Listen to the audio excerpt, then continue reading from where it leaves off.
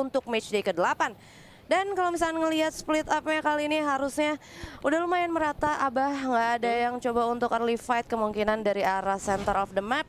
Revenery, ada Unite dan juga Rimo ya, Bah ya? Ya, NGID dapat keuntungan di mana tempat mereka biasa turun itu adalah Blue Zone, yang kalau kita ngebahas Blue Zone tuh nggak ada habisnya, daya resort yang cukup maksimal. Dan kalau misalnya ada pemain di sana, ada Rama yang doyan menggunakan tipikal sniper, tentunya akan gampang mendapatkan Bareta di Blue Zone. Itu dia, tapi kali ini seorang Ahna berhasil mendapatkan satu knockdown ya dari arah pemain Unite Esport, yang mana Andri yang sepertinya kali ini nggak bisa untuk di revive karena bisa terbilang saling jauh sekali satu sama lain untuk para pemain Unite memutuskan untuk drop point.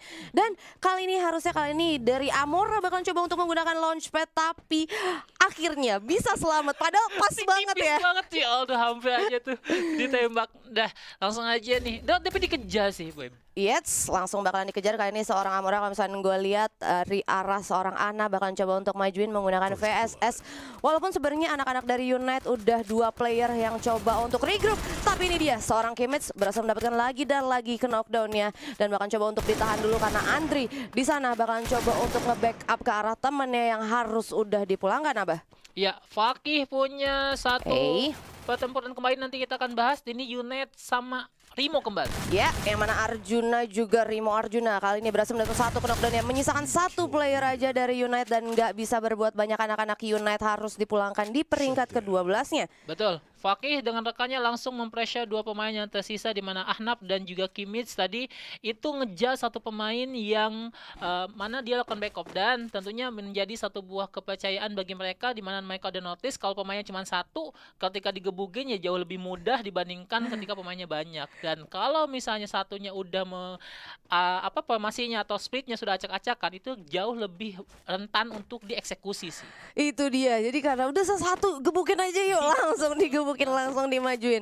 Apalagi tadi satu titik poinnya ya, kalau misalnya kita lihat tadi menggunakan launchpadnya pas banget anak Rimonya udah datang. Tapi ada player of the match kita kali ini, ada Echo Rainbow yang berhasil mengamankan 4 kill untuk di ronde keduanya, Bah. Betul. Kalau misalnya di ronde kedua dia dapat kill cukup banyak, di ronde pertama juga dia cukup dapat Echo sendiri pun dapat kill cukup banyak. Jadi produktivitas skill dari Echo Esports sendiri pun di match day ke-8 ini mungkin akan sedikit lebih meningkat, di mana scoring ataupun placementnya juga cukup baik sih, dan terus menerus mereka meningkat, di mana mereka udah mempertipis. Kalau aku kemarin dengar OBB bilang poinnya tuh selisihnya cuma 6 sama yang di atasnya.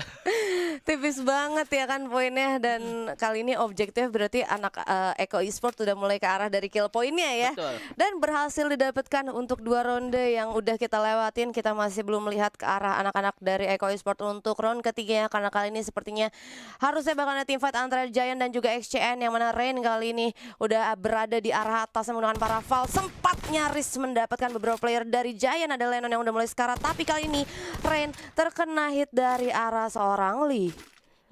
Lee tidak banyak melakukan pergerakan. Dia dari awal masih di sini, tentunya akan sangat sulit sekali kalau misalnya, apalagi ini si Lee nggak punya gravel hook untuk turun ya. Dan kita lihat juga ternyata Lee dengan SKS-nya dengan vision cukup luas, dan pertempuran pun kini terjadi lagi nih Beb, antara Giant dan juga XCN. Yes, yang mana tadi juga Ren sempat ngebuat salah satu player dari Giant udah mulai sekarat, tapi kali ini Ren bakal coba untuk dipukul mundur terlebih dahulu. Agak sedikit berbahaya kali ini di tempat team fight antara Giant dan juga XCN Dewa, karena kali ini adalah danger zone. Danger zone is not a mythos anymore gitu kan. Udah bukan mitos. Kalau misalkan harus ini 2 tim terpulangkan karena danger, ini bakalan jadi satu hal yang sangat berbahaya. Tapi kali ini Lennon nyaris aja mau coba untuk ngejar ke arah Ren, tapi akhirnya harus dipukul mundur terlebih dahulu. Betul. Ini aku masih belum paham dengan split yang dilakukan dengan XCN, di mana The Sub kena danger. Kan. Aduh, jadi nggak tawain. Tapi bukan kayak gitu, karena emang ini berbahaya sih untuk ada di danger ya. Siap. Ada NXL ternyata nih yang udah mulai dapetin kill. Tadi aku udah ngebahas untuk split yang dilakukan dengan XCN, di mana ujung dari kapas selam tuh dikunci satu depan dan juga belakang. Satu-satu. Nih mungkin XCN coba mempersempit area move dari pemain-pemain Giant Esports. Yes, sayangnya tadi ada satu player yang mana dari Giant ada Lee yang ternyata nge-split juga ngebagi 3-1 dan posisi yang dimiliki sama Lee itu lebih tinggi lagi. Jadi sebenarnya posisi yang tadinya coba untuk ngelok rotasi dari Giant harus kelihatan. Rain tadi coba maju kelihatan dari arahnya Lee dan akhirnya Betul jadi banget. nggak bisa ya Betul untuk banget. di-racing sama Itu dia Chen. tuh, salah satu kelebihan map kalah hari. Kalian bisa naik setinggi-tingginya di tempat paling tinggi pokoknya. Asal ada grapple hook apapun bisa, tapi kali ini kita bakalan lihat tim fight antara JRC dan juga NXL yang mana seorang Lim di sana harus udah sekarat, walaupun kali ini Lim udah langsung nge-pop out krononya. Dan kita bisa lihat kali ini dari JRC ada seorang Romi juga yang bakalan coba untuk nge-cover ke arah dari seorang Lim yang mana masih aja untuk ngamenin daerah sutetnya itu sendiri. Betul, akan sedikit lebih alot pertarungan mereka karena kalau kita lihat NSA juga cukup hati-hati karena nggak terlalu ngambil resiko, nggak mau ngambil resiko. Cuman ada back tembakan dari belakang tim 4 yaitu Rimo berarti yang nembakin ke arah NXL. Yes, ini bakalan sulit karena harusnya Rimo juga bakal ngamanin dari high groundnya, tapi kayak Nijar kita bakalan lihat coba untuk moving lagi ke building sebelahnya dan sempat terkena hit tadi, walaupun kalau misalnya kita lihat kali ini udah langsung dimajuin sama anak-anak dari JRC dan masih ditahan. JRC-nya sendiri masih nahan untuk nggak coba masuk, masih ada di luar rumahnya. Iya, karena beberapa posisi di match sebelumnya JRC tidak diuntungkan dan NXL juga tetap ingin mempertahankan apa yang sudah mereka dapatkan di match sebelumnya. Jadi urgensi yang cukup luar biasa. So, pertarungan terjadi kembali ya Baby. Yes, yang mana ternyata Rimo yang berhasil join the fight mendapatkan seorang cupai di sana, walaupun kali ini seorang Lim berhasil mendapatkan trading knockdown-nya. Matt juga langsung di knockdown begitu aja. Lim dengan double factornya ternyata langsung memulangkan anak-anak Liga Game, walaupun kali ini 1 kill point berhasil di steal dari arah anak-anak Rimo. Dan ada Randy juga yang bakalan coba untuk berhasil di revive, walaupun kali ini Lim juga udah nggak punya glue wall. Gue rasa bakal harus dipukul mundur terlebih dahulu karena udah nggak akan bisa ada revive lagi sih harusnya tadi. Iya. Pertarungan yang baik banget. Tadi pemanfaatan double vector. Coba oh baby, saya pengen tahu nih satu kata buat double vector. Ow. Wah, gimana sih? Ya, Abis langsung nembak ya. Satu kata untuk double vector. Jadi karena udah langsung ngebayangin ditembak, OBB langsung ngomong out. Tapi kali ini ada seorang Ubed yang berhasil di knockdown dari arahnya West Bandit. Oh my god, West Bandit menjadi third party dari team fight yang sebenarnya XCN bakal hadapin dengan Giant. Tapi kali ini West Banditnya datang dari belakang dia ya. betul. Pas Bandit langsung kayaknya bakal membackstep pemain daripada XCN, dimana kalau split dari XCN itu cukup berjauhan. Jadi cover fire-nya akan sedikit lebih kurang. Itu Kita lihat dia. ya, Rezel sama satu lagi yaitu Elzel, Rain dan Elzel itu cukup jauh. Ditambah tadi satu pemain yang tereliminasi juga yaitu Ubed berjauhan. Jadi akan sangat lebih mudah ketika memang splitnya ataupun posisinya itu cukup tidak ada saling cover satu sama lain. Yes, walaupun kali ini kalau misalnya gue lihat dari seorang Rezel ya justru ya tadi ya yang benar-benar kayak terkena hit juga dari arah VSS damage per second yang diberikan dari arah anak-anak West Bandit, tapi ternyata diputuskan untuk ditinggalkan karena West Bandit nggak mau coba untuk team fight di arah dari danger zone-nya itu sendiri. Dan kalau misalnya gue lihat tadi ada Bonafide juga yang sepertinya lagi team fight, dan di sisi lain ada Siren juga yang ngamanin para player dari JRC. Wah, Wings dapetin 3 kill lagi kah kali ini? Nah, ini dia Bonafide juga sepertinya lagi bertemu dengan anak-anak dari JRC. Ada seorang Dance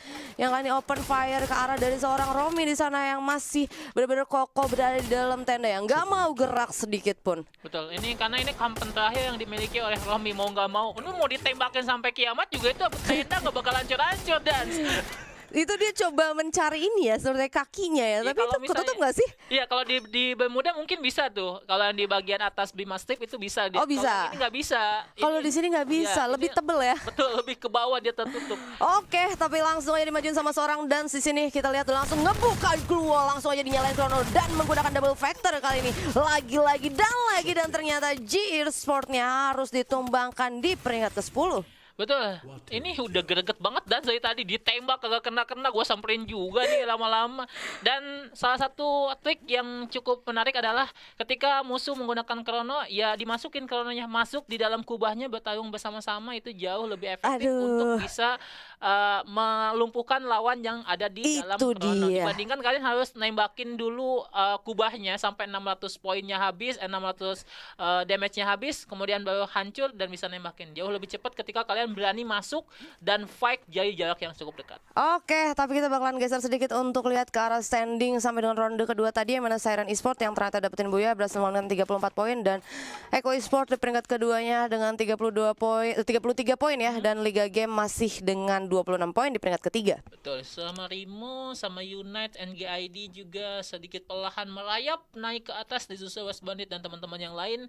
Yang mana kalau kita lihat di sini, Bonafide, GLC, Depila cukup harus punya kerja keras lebih untuk bisa memperbaiki poin mereka di matchday terakhir ini. Yes, itu dia. Dan kali ini 9 tim 26 player yang live di zona ketiga kita.